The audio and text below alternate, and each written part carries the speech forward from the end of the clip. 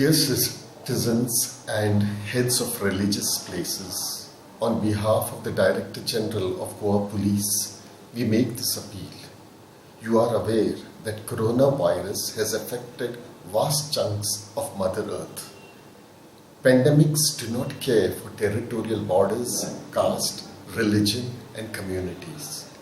We can very well avoid its spread by adopting social distancing norms. The Honorable Chief Minister has extended the Janta curfew till midnight of March 25th.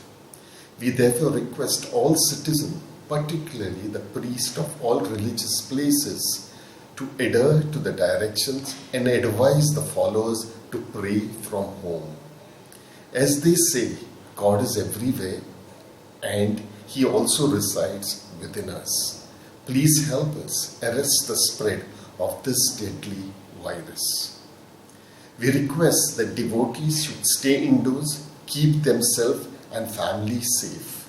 Let only essential prayer services be performed in temples, churches, mosques, gurudwaras. With all humility, we appeal to the citizens once again.